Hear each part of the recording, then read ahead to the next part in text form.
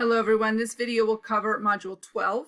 Module 12 is the last module for the argument essay. You are turning in the final draft in this module. You have a few steps to go through before you're done with it though, and so I want to make sure that I cover those. So you can see the module is fairly simple because the main thing that you're doing is turning in the essay.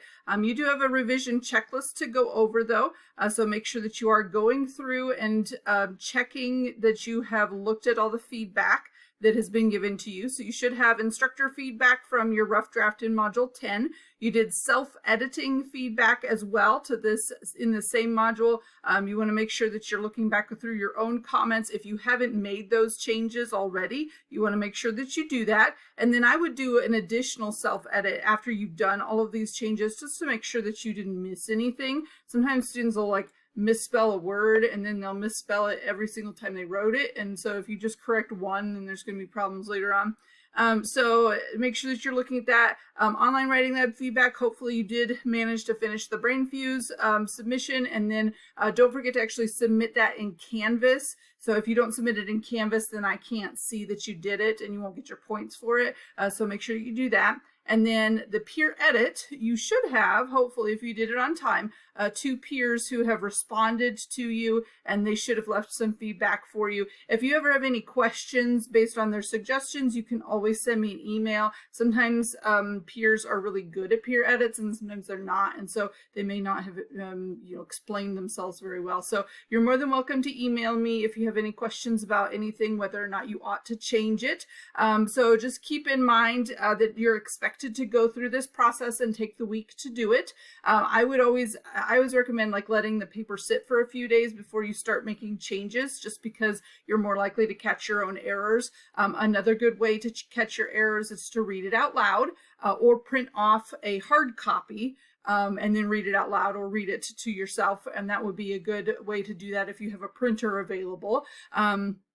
So those are just some strategies that you can use. The main thing that you want by the time you're done is a good polished copy of your essay, one that's been looked over, one that you're confident that you've caught at least most of the errors, that kind of thing. And so you want to make sure that you are making changes. The other thing to remember is that if you don't make any changes at all, that you are going to only get half credit.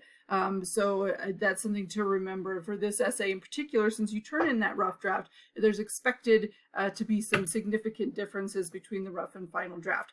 Don't forget to look over the criteria as well. A lot of times students just kind of ignore this page, but just keep in mind that you want to make sure that you are matching all the criteria. In particular for this one, sometimes students forget to put the source in there, and so you want to make sure that you are including at least one source. Although the paper is personal, it does have some personal connection. You want at least one source to help just kind of support your ideas and your argument. Now you're making an argument with this essay, so it is different from the other 2 types of essays we've written, so you are going to approach it differently as well. So for some of you, based on your rough draft, you may have some significant editing to do.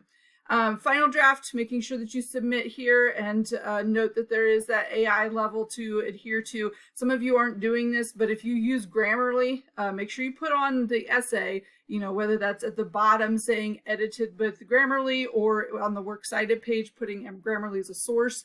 Any program that you use outside of just your spell check on your Word program needs to be cited. And then we go through this process for a reason. So if there's no changes made to your rough draft to create a final draft, then you won't get you'll only get half credit for it. And that will make me suspect that maybe you used AI for your rough draft too. So make sure that you are making some changes, really considering what you can do to improve on your writing. That's all I'm asking for, is improvement. Make sure that you're putting that effort into it. So then this last assignment is related. Of course, we've done this multiple times now, is to do a post-writing reflection. You can always schedule a Zoom conference with me, especially if you have questions about the class.